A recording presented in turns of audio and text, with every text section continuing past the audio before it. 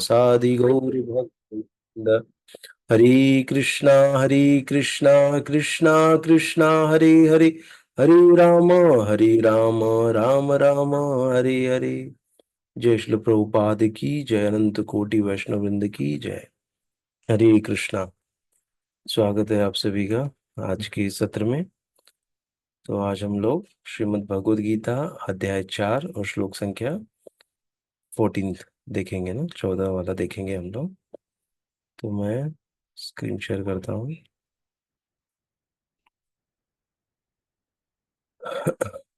और जो कल का थोड़ा रिकैप कर लेते हैं। कल हमने जो श्लोक देखा था,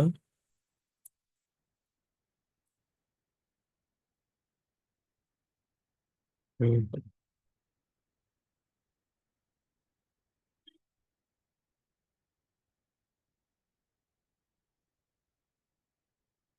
सेकंड।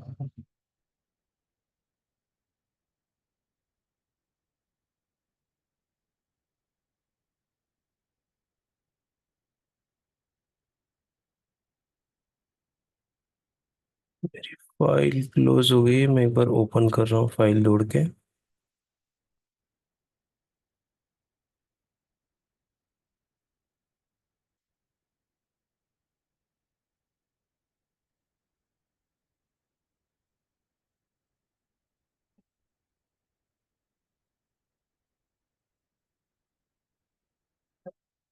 तो कल हम लोग देखे थे चातुर्वर्ण्यम मया सृष्टम गुण कर्म विभागशः। चार वर्णों के बारे में हमने कल डिटेल में डिस्कस किया था। चार वर्ण कौन कौन से हैं? क्षत्रिय, वैश्य, शूद्र और सबसे टॉप पे कौन है? ब्राह्मण। ब्राह्मण, क्षत्रिय, वैश्य, शूद्र। हम्म, जो ब्राह्मण होते हैं वो इंटेलिजेंस क्लास में आते हैं, इंटेलिजेंट होते हैं ना, ज्ञान का वितरण करते हैं वो लोग। हम्म, और जो क्षत्रिय हैं वो प्रशासक होते हैं, शासन करने के लिए होते हैं ना, ठीक से एडमिनिस्ट्रेशन करना ना, तो वो गुण होता है। और जो वैश्य होते हैं उनका कार्य है कि ना कृषि और गो रक्षा, ना, दूध का उत्पादन करना और खाने के लिए धान्य, धान जो भी खाने के ना, गेहूं चावल ये सब की पूर्ति करना, ये सबको देना ना बना के। तो ये उनका कार्य होता है। और फिर शूद्र का कार्य है कि जो तीनों वर्ण हैं उनकी सेवा करना ना, उनको सपोर्ट करना। तो ये कार्य होते हैं। तो ये चारों वर्ण होते हैं। और ये कैसे होते हैं? ये गुण के हिसाब से ये डिसाइड होता है। हाँ? जैसे जो ब्राह्मण होते हैं वे सतोगुणी होते हैं, और जो क्षत्रिय है वो रजोगुणी, और जो वैश्य है वो रजोगुण, रजोगुण और तमोगुणों से उनके ऊपर ज्यादा वो रहता है इन्फ्लुएंस। और जो शूद्र होते हैं उनके उनमें तमोगुण ज्यादा होता है। हाँ, तो ये हमने चर्चा किया था।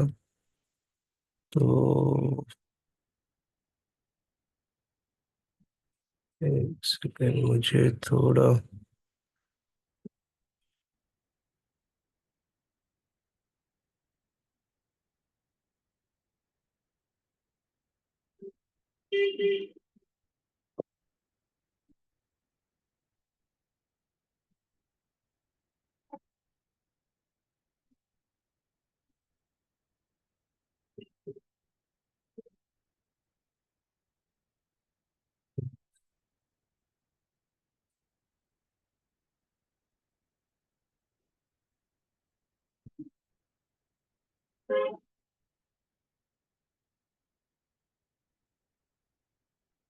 क्षमा करिएगा, थोड़ा ये ओपन होने में टाइम ले रहा है, पता नहीं क्यों आज। ठीक है।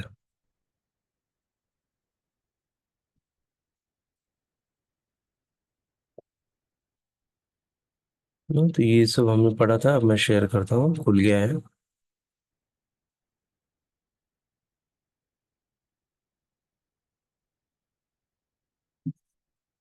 सॉरी, थोड़ा लेट हो गया इसको खोलने में।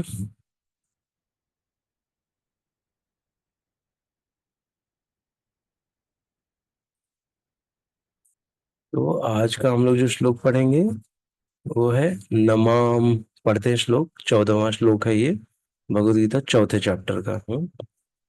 नमाम कर्मणि लिम्पन्ति न मे कर्म फले स्पृहा इति माम यो अभिजानाति कर्म अभिर्न स बध्यते। न माम कर्मणि लिम्पन्ति न मे कर्म फले स्पृहा इति माम यो अभिजानाति कर्म अभिर्न स बध्यते। हाँ।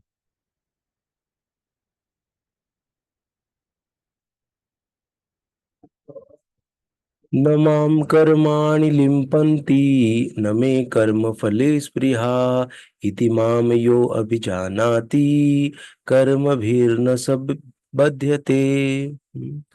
न मां कर्माणि लिम्पन्ति न मे कर्मफले स्पृहा इति मां यो अभिजानाति कर्म अभिर्न स बध्यते।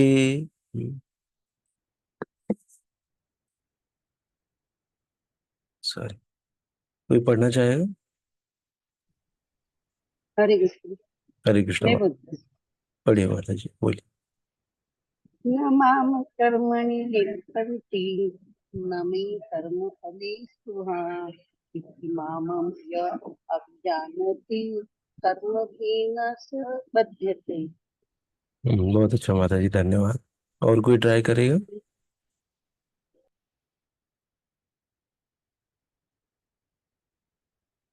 न मां कर्माणि लिम्पन्ति न मे कर्मफले स्पृहा इमां यो भजान्ति कर्मभिर्न स बध्यते। धन्यवाद ब्रो, बहुत अच्छा। तो ये जब आता है ना ऐसा लिखा हुआ एस टाइप का दिखता है, तो इसको कैसे पढ़ना है हमको? है, ये होता है। यो अभिजानाति, जहां पे भी ये बहुत जगह ऐसे आता है, हाँ, लिखा हुआ, तो इसको बोलते हैं, यो अभिजानाति। देखिए यहाँ पे भी हम देख सकते हैं, अभिजानाति। तो जहां पर भी ऐसा एस लिख के आता है तो बोलने का उसको, ठीक है। तो हम लोग भी आगे बढ़ते हैं, इसका वर्ड टू वर्ड मीनिंग देखते हैं। न कभी नहीं, माम मुझको, कर्माणि सभी प्रकार के कर्म, लिम्पंती प्रभावित करते हैं, न नहीं में मेरी, कर्म फले सकाम कर्म में स्पृहा महत्वाकांक्षा, इति इस प्रकार, माम मुझको, यह जो अभिजानाति जानता है, कर्म भी ऐसे कर्म के फल से न कभी नहीं बंधते बंध पाता है। ये जस्ट एक करेक्शन देना चाहूंगा कि शुरुआत में अर्जुन ने प्रश्न किया था ना कि मैं कैसे समझूं कि आपने सूर्यदेव को ये ज्ञान दिया है, उसके ऊपर ही भगवान ने ये सब बताया है ना अभी तक। करेक्ट, उसके ऊपर ही भगवान सब बता रहे हैं कैसे उन्होंने ये यथामाम प्रपद्यन्ते बताया कि जितना तुम मेरे पास मेरे लिए करोगे उतना मैं तुम्हारे लिए करूंगा, ऐसा। और फिर आता है जो पिछला श्लोक था ना, चातुर्वर्ण्यम मया सृष्टम गुण कर्म विभागशः। हाँ, ये गुण और कर्म के हिसाब से ये बना हुआ है ना। गुण क्या क्या है? तीन गुण है ना, रजोगुण, सत्वगुण, तमोगुण, ये तीन गुण है। कर्म के कैसे हैं? है ना, कर्म है कि जैसे कौन सा कर्म कर रहे हैं ना, के जैसे क्षत्रिय वाला कर्म, अगर शासक का कर्म कर रहे हैं तो वो शासक का, क्षत्रिय का उसके अंदर आ गया ना कर्म। तो उसके हिसाब से ये विभाग बनाए थे, चातुर्वर्ण्यम मया सृष्टम ना, ऐसे। उसके बाद फिर भगवान अभी यहाँ पे बता रहे हैं, इसका अगर पढ़ेंगे तो हमको पता चलेगा। मुझ पर किसी कर्म का प्रभाव नहीं पड़ता, नहीं मैं कर्म फल की कामना करता हूँ। जो मेरे संबंध में इस सत्य को जानता है वो कभी भी कर्मों के पाश में नहीं बंधता। हाँ, मुझ पर किसी कर्म का प्रभाव नहीं पड़ता, भगवान पर किसी भी कर्म का प्रभाव नहीं पड़ता है ना, नहीं मैं कर्मफल की कामना करता हूँ ना। भगवान के ऊपर कोई भी कर्मफल का प्रभाव नहीं पड़ता है, और ना कोई कर्मफल की कामना करते हैं कि मुझे ये मैं कर्म कर रहा हूँ तो मुझे ये फल मिले। हाँ, देखना ये दो चीज बहुत इंपॉर्टेंट है, कर्म का कोई प्रभाव भी नहीं पड़ता है ना, अच्छा या बुरा कर्म हो उनको कोई फर्क नहीं पड़ेगा उससे। जो मेरे संबंध में इस सत्य को जानता है वह कभी भी कर्मों के पाश में नहीं बंधता ना, हमको भी कर्म के पाश में नहीं बनना चाहिए ना। इसके ऊपर भी हमने विस्तृत चर्चा पिछले कुछ सेशंस में किया है, लेकिन फिर से एक बार रिपीट करेंगे हम लोग उस सबको सार रूप में इसमें। ठीक है, आगे पहले पढ़ते हैं हम लोग तात्पर्य। जिस प्रकार इस भौतिक जगत में संविधान के नियम है, जो ये जानते हैं कि राजा न तो दंडनीय है, न ही किसी राज नियमों के अधीन रहता है, उसी तरह यद्यपि भगवान इस भौतिक जगत के सृष्टा है, किंतु वे भौतिक जगत के कार्यों से प्रभावित नहीं होते ना। जैसे हम राजा देखते हैं, जब राजा जो होता है वो कभी दंडनीय नहीं होता, क्यों? क्योंकि वो राजा है ना, उसने ही क्या है, सारे रूल्स बनाए हैं कैसे राज्य चलेगा ना। और जब उसने रूल्स बनाए हैं तो वो रूल्स का पालन अवश्य करेगा ना, क्योंकि वो राजा है, अगर वो नहीं पालन करेगा तो प्रजा भी पालन नहीं करेगी ना, तो वो गलती तो करेगा ही नहीं राजा। तो इसीलिए यहाँ पर अगर करेगा भी तो भी उसको दंड देने के लिए कोई विधान नहीं, कौन उसको दंड देगा ना, क्योंकि नियम तो सारे उसने बनाए हैं। जो भी उसको दंड मिलेगा वो प्रकृति से या भगवान से उसको दंड आएगा, लेकिन उसको राज्य में राजा को दंड देने वाला कोई नहीं हो सकता। करेक्ट, उसी तरह भगवान क्या है, ये जगत के सृष्टा है, तो उनको भी भौतिक जगत के कार्यों से कोई प्रभावित नहीं होते हैं। सृष्टि करने पर भी वे इससे पृथक रहते हैं, जबकि जीवात्माएं भौतिक कार्यकलापों के सकाम कर्म फलों में बंधी रहती है, क्योंकि उनमें प्राकृतिक संसाधनों पर प्रभुत्व दिखाने की प्रवृत्ति रहती है, इसीलिए कर्मफल में बंध जाते हैं ना। क्योंकि प्रकृति के जो साधन है उस पर प्रभुत्व जमाते हैं कि ये मेरा है ना, मैं इसका बाप हूँ, ये मेरी बहू है, ये मेरा बेटा है, सब पे हम प्रभुत्व जताते हैं, ये मेरा सुने, ये मेरा क्यों नहीं सुन रहे हैं। हाँ, तो ऐसा जब प्रभुत्व जताते हैं हम लोग, हाँ, तो और प्राकृतिक संसाधन से ये मेरा घर है ना, ये मेरी कार है, हाँ, ये मेरे पेड़ है, ये मेरा खेत है, तो हम क्या करें, प्रभुत्व दिखाने की प्रवृत्ति रहती है, इसी कारण हम कर्मफल में बनते हैं। किसी संस्थान का स्वामी कर्मचारियों के अच्छे बुरे कार्यों के लिए उत्तरदायी नहीं है, कर्मचारी इसके लिए स्वयं उत्तरदायी होते हैं। फिर से पढ़ते हैं, किसी संस्थान का स्वामी कर्मचारियों के अच्छे बुरे कार्यों के लिए उत्तरदायी नहीं, कर्मचारी इसके लिए स्वयं उत्तरदायी होते हैं। करेक्ट है। हाँ, अच्छे बुरे कार्य के लिए कौन उत्तरदायी होगा? जो कर्मचारी हैं वही होंगे ना, उन्होंने जैसा काम करेंगे उनको अगले इसमें वैसा प्रमोशन मिलेगा, उसके लिए क्या संस्थान उत्तरदायी होगा क्या? नहीं ना। इसी प्रकार भगवान भी, हम जो कर रहे हैं कर्म कर रहे हैं उसके लिए हम उत्तरदायी हैं ना। हम ऐसा नहीं बोल सकते कि भगवान ने मेरे साथ ये क्या कर दिया ना, ऐसा हम बिल्कुल नहीं कह सकते हैं। जो भी हो रहा है वो किसकी वजह से हो रहा है, हमारे कर्मों की वजह से हो रहा है। जैसा भी हमको जन्म मिला है, या हमारे साथ कोई प्रॉब्लम हो रहा है, या मैं भी बहुत बड़ी समस्या से गुजर रहा हूँ, ये सब विगत जन्मों के या इसी जन्म के जो कर्म होते हैं उनके कारण हमको तकलीफें प्रॉब्लम्स आती हैं। हम्म। तो अच्छे बुरे कार्यों के लिए उत्तरदायी नहीं, कर्मचारी इसके लिए स्वयं उत्तरदायी होते हैं। जीवात्माएं अपने अपने इंद्रिय तृप्ति कार्यों में लगी रहती हैं, किंतु ये कार्य भगवान द्वारा निर्दिष्ट नहीं होते। इंद्रिय तृप्ति की उत्तरोत्तर उन्नति के लिए जीवात्माएं इस संसार के कर्म में प्रवृत्त हैं और मृत्यु के बाद स्वर्ग सुख की कामना करती रहती है। स्वयं में पूर्ण होने के कारण भगवान को तथाकथित स्वर्ग सुख का कोई आकर्षण नहीं रहता। स्वर्ग के देवता उनके द्वारा नियुक्त सेवक हैं ना, सारे देवता क्या है, भगवान द्वारा नियुक्त सेवक है ना, उनको जैसे हमने देखा था कि वो पोस्ट मिला है और वो सेवा दे रहे हैं। स्वामी कभी भी कर्मचारियों का सा निम्न स्तरीय सुख नहीं चाहता, वो भौतिक क्रिया प्रतिक्रिया से पृथक रहता है। उदाहरणार्थ, पृथ्वी पर उगने वाली विभिन्न वनस्पतियों के उगने के लिए वर्षा उत्तरदायी नहीं है, यद्यपि वर्षा के बिना वनस्पति नहीं उग सकती। वैदिक स्मृति से इस तथ्य की पुष्टि इस प्रकार होती है। और फिर से पढ़ते हैं। उदाहरणार्थ, पृथ्वी पर उगने वाली विभिन्न वनस्पतियों के उगने के लिए वर्षा उत्तरदायी नहीं है। यद्यपि वर्षा के बिना वनस्पति नहीं उग सकती।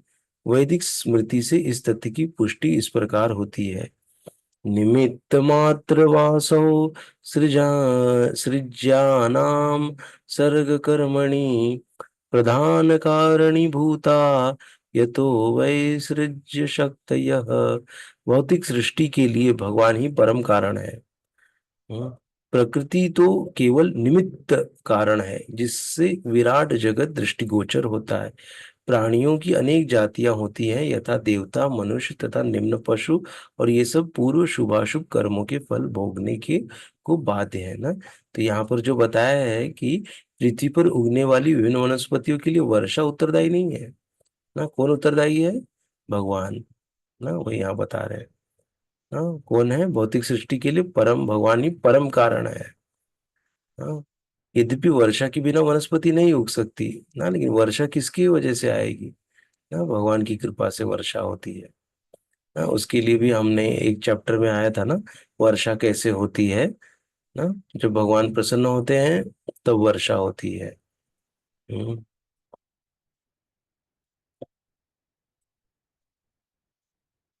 और ज्यादा हम लोग उत्पात मचाएंगे तो वहां पर वर्षा होती नहीं, वहां पे अकाल आ जाता है ना। जहाँ पर भगवान का अनादर होता है ना, जहाँ पर भगवान के भक्तों का अनादर होता है, वहां पर वर्षा नहीं होती। वहां पर अकाल, भूकंप और बुरी बुरी आपदाएं आते रहती हैं ना? सूखा पड़ जाता है ना। या किसी स्टेट का, किसी राज्य का राजा अगर सही आचरण नहीं कर रहा है, उसकी वजह से भी वर्षा नहीं होती है ना। क्योंकि वो पाप कर रहा है, तो भगवान बिल्कुल प्रसन्न नहीं हो रहे हैं ना, उससे भी बारिश नहीं होगी। ऐसे ये प्रमुख कारण है। बाकी तो जो वाष्पीकरण होता है ना, सागर सागर पे धूप लगती है, फिर जाके ऊपर बादल बनता है ना, ये तो प्रक्रिया है। लेकिन प्रक्रिया के जो मुख्य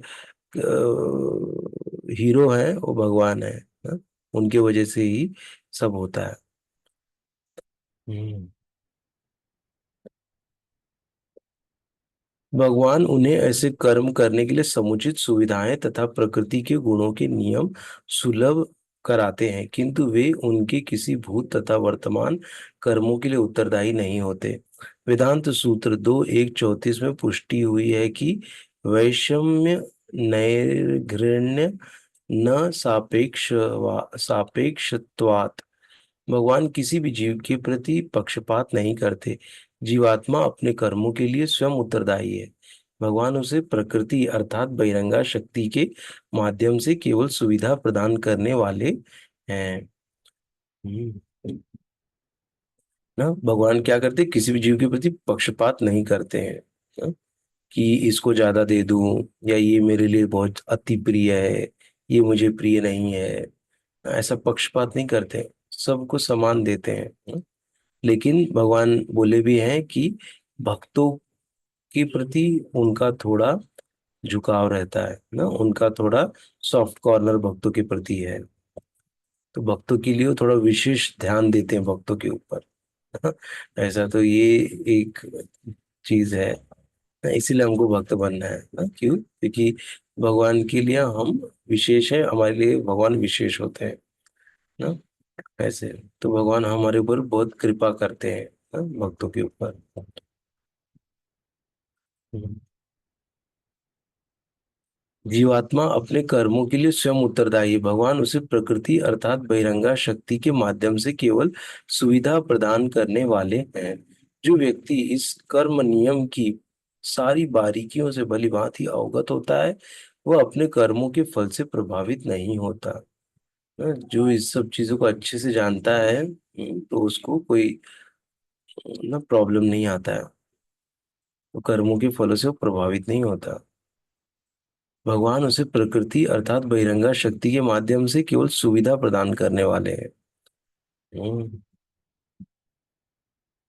हम्म, जीवात्मा अपने कर्मों के लिए स्वयं उत्तरदायी होता है, और भगवान से प्रकृति अर्थात बहिरंगा शक्ति मतलब माया देवी, माया शक्ति के माध्यम से केवल सुविधा प्रदान करने वाले हैं।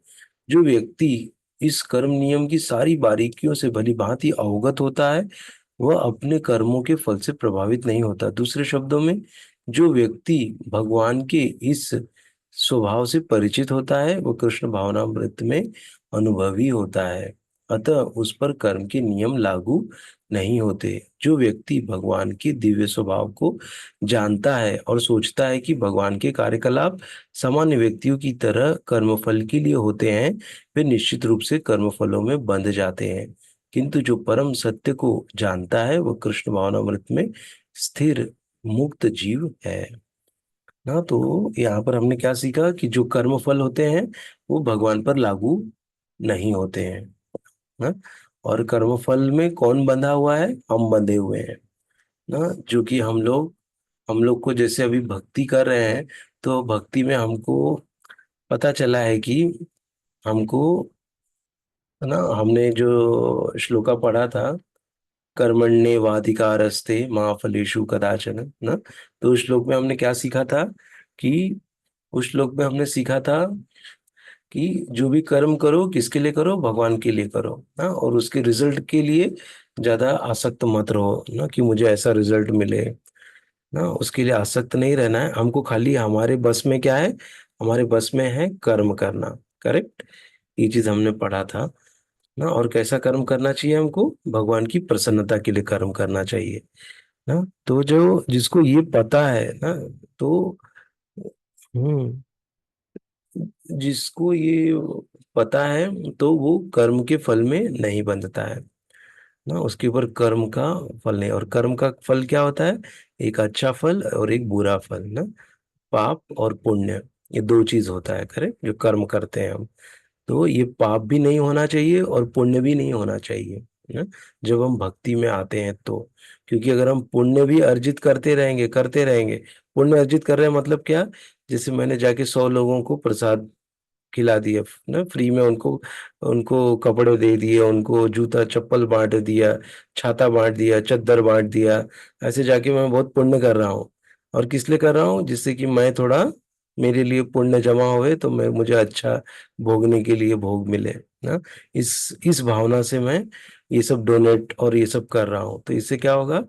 पुण्य कर्म मिलेगा।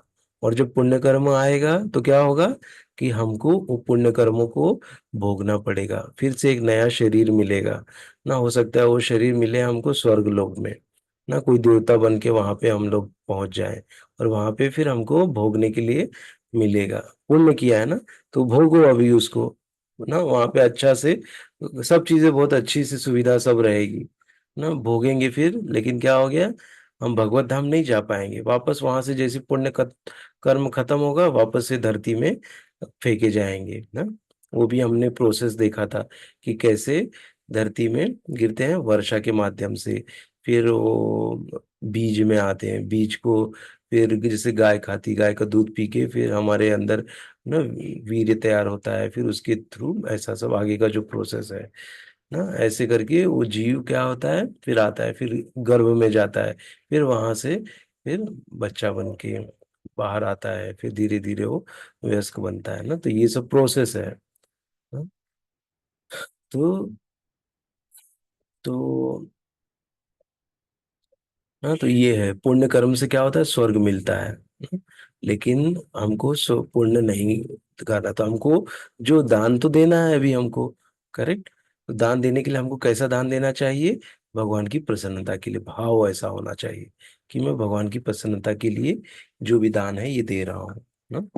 तो उससे हमको कर्म, पुण्य कर्म नहीं लगेगा। और जो पुण्य कर्म आएगा वो भी हमको किसको देना है?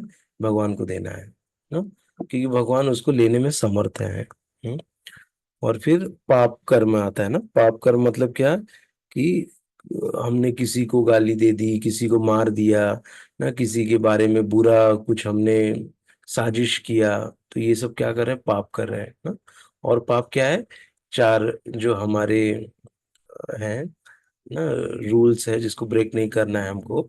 विधि निषेध क्या क्या है? कि मांस खाना ना, मांस खाने से पाप होगा और क्या है, जुआ खेलने से पाप लगेगा ना, मादक पदार्थों का सेवन करने से पाप लगेगा, पराई स्त्री पराई पुरुष के साथ संबंध स्थापित करने से क्या होगा, पाप लगेगा ना। तो ये सब करेंगे तो हमको पाप चढ़ेगा, पाप चढ़ेगा तो क्या होगा, वापस से कर्मा लगेगा, और कर्मा लगेगा तो फिर से हमको एक दूसरा शरीर मिलेगा ना। अब वो शरीर कैसा होगा, वो हमको होगा कुत्ता, बिल्ली, चूहा, हाँ ऐसा सब शरीर मिलेगा ना। या तो मनुष्य में भी शरीर मिलेगा तो बहुत ही खराब शरीर मिल जाएगा ना, जिसको हम लोग को झेलना पड़ेगा लेके।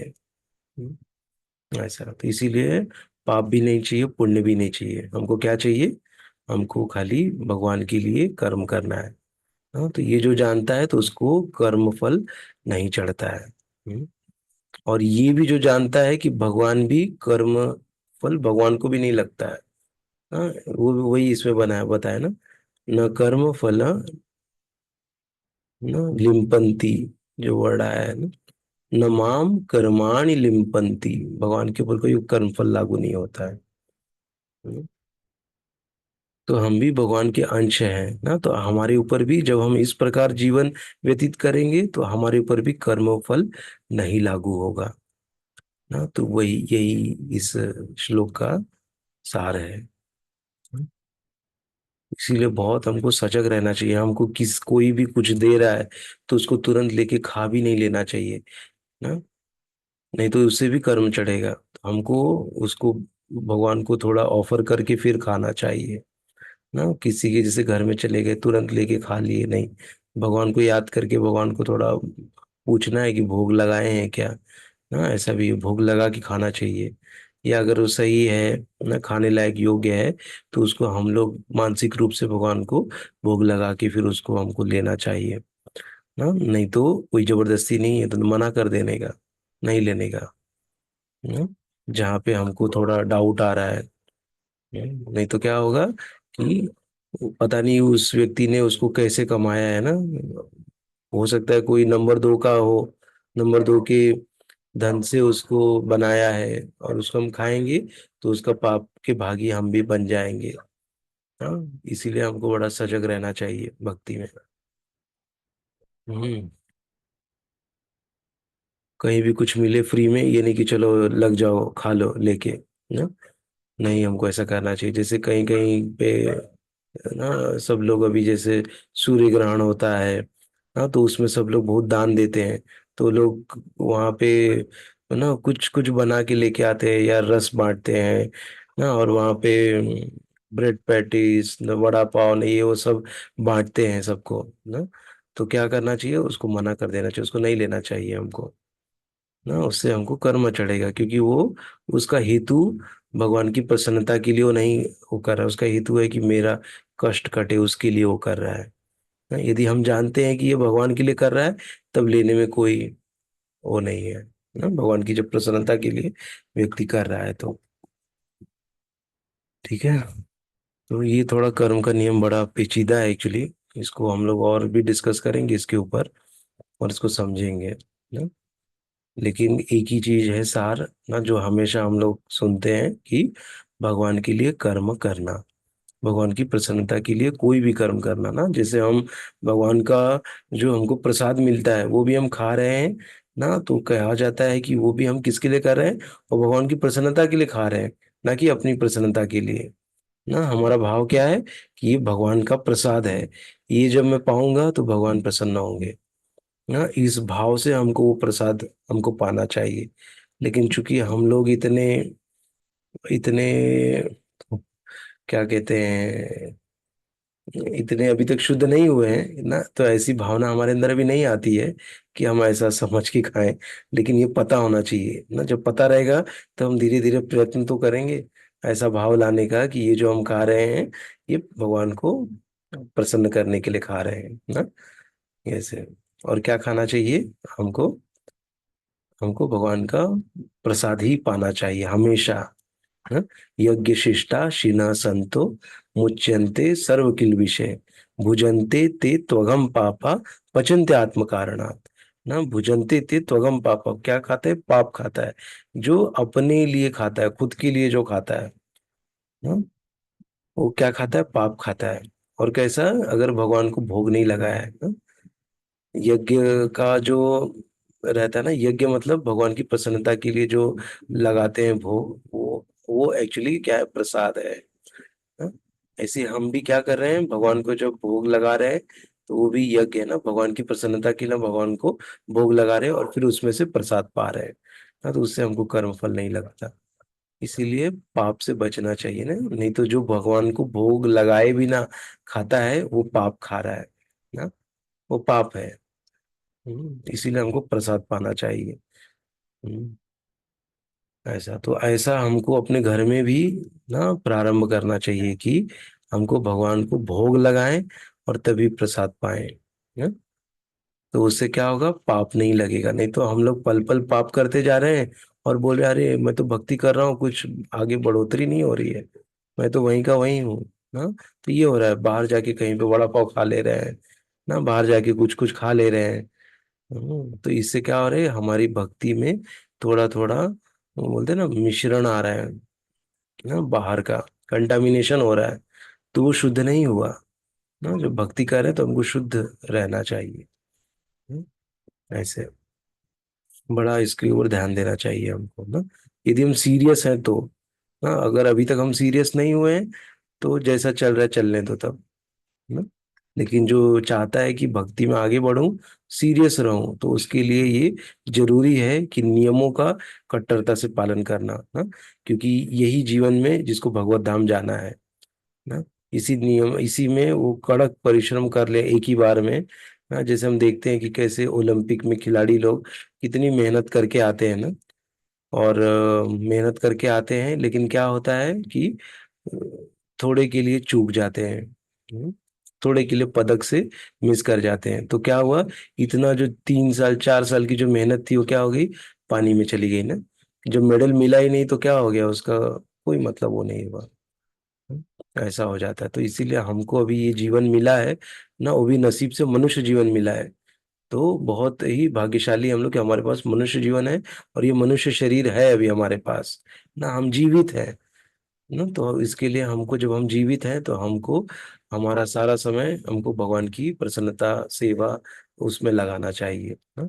जो भी हम अपना जो कार्य भी कर रहे हैं वो भी भगवान की प्रसन्नता के लिए कर रहे हैं, ये भाव ला के हमको वो कर्म करना चाहिए ना।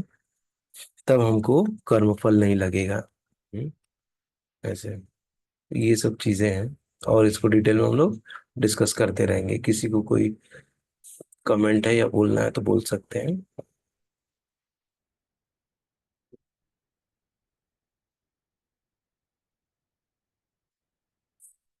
हरे कृष्ण प्रभु। हरे कृष्णा।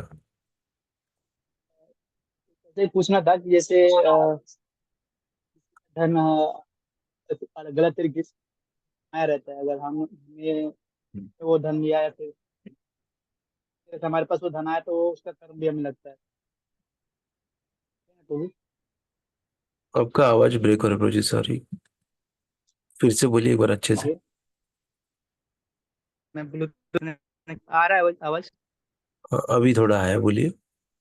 हाँ प्रभु, मतलब जैसा किसी ने गलत तरीके से धन अर्जित किया, अ, और हम हमें वो धन यूज करने के लिए मिल जाता किसी तरह से, या फिर हम ले लेते किसी चीज के लिए, तो हमें भी वो कर्म फल लगता है ना। यस। और एक चीज इस सिचुएशन में एक सिचुएशन ऐसा है कि हम हमसे किसी ने धन लिया और हमें उसने रिटर्न किया, लेकिन गलत तरीके से उसने कहीं से काम करके कुछ और हमें वो रिटर्न किया, तब वो कंडीशन में कैसा रहेगा वो। नहीं, हमारा क्या है कि धन था ना, हमको धन हमारा लिया था, हमको दे दिया। अब कैसे दिया क्या दिया वो हमको नहीं, हमारा धन था ना, ऋण था, ऋण उसने चुका दिया, तो उससे कोई फर्क नहीं पड़ेगा। लेकिन अगर हम उनका ऋण अगर हम उनसे ले रहे हैं और वो खराब तरीके से दे रहा है तो गड़बड़ है ना। बाकी अभी अब ऐसा, अभी प्रश्न अच्छा है ये। इसमें मतलब हमको क्या है कि इसमें थोड़ा और भी देखते हैं, इसमें थोड़ा मैं और चर्चा करूंगा कि मोस्टली क्या है कि हमारा ऋण लिया है और ऋण दे रहा है तो वो गलत तरीके से करके दे रहा है, तो इसको एक बार मैं पूछ के बताऊंगा ना। क्योंकि इसमें भी कर्मा चढ़ता है कि नहीं चढ़ता है। अच्छा प्रश्न है ये। पर मुझे ऐसे लग रहा है कि हमारा धन जो है ना लिया है तो हमको दे रहा है, तो जो बकाया था वो चुका रहा है वो। लेकिन अभी वही है कि अगर वो गलत तरीके से किसी का मर्डर करके लाके हमको दे रहा है तो उसका हमको वो हमारे ऊपर कर्मा चढ़ेगा कि नहीं चढ़ेगा, ये पूछ के मैं डिस्कस करूंगा किसी से, तो बताऊंगा। Thank you. एक्चुअली आपने एक लेक्चर में बताए थे कि अ, मतलब भूल गया मैं अभी जस्ट याद आया था। सॉरी हम्म। प्रभु, ध्यान से भूल गया, जस्ट याद आया था, भूल गया। अच्छा अच्छा, ठीक है, कोई बात। तो इसको थोड़ा और भी देखूंगा फिर। हाँ सॉरी सॉरी, आपने बताया था कि अगर हमने किसी से धन लिया, उसको वापिस दे दिया, तो अगर ले रहे पीरियड के लिए, लेके हम वापस कर रहे हैं, जैसा कर्जा लेना है किसी से, ये करना गुनाह होता है कोई, नहीं?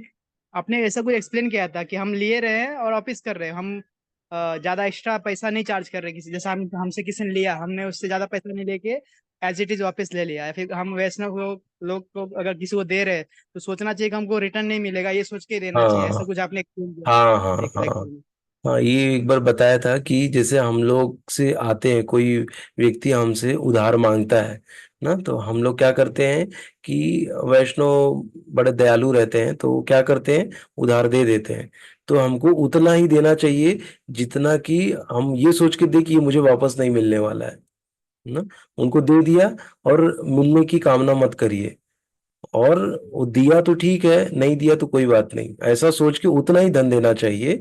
और जो व्यक्ति लेता है ना, वो व्यक्ति वापस आके मांगेगा नहीं हमसे। क्यों? क्योंकि उसने पहला वाला चुकाया ही नहीं वो कर्जा, तो वो आएगा भी नहीं हमसे मांगने के लिए। ये बताया था। लेकिन आपका जो ये वाला प्रश्न है वो है कि यदि कोई हमारा, हमने किसी को उधार दिया और वो मुझे चुका रहा है, तो यदि वो गलत तरीके से कमा के लाके हमको दे रहा है धन, तो वैसा वो उधार भी लेना सही है कि नहीं है ना, ये वाला प्रश्न थोड़ा अलग है। तो इसको थोड़ा हम डिस्कस करके फिर मैं बताऊंगा आपको। ठीक है। धन्यवाद। हरे कृष्ण रणतम। हरे कृष्णा। जय श्री प्रभुपाद की जय। अनंत कोटि वैष्णव वृंद जय की जय। हरे कृष्ण सर। जय हरे कृष्ण। हरे कृष्णा। हरे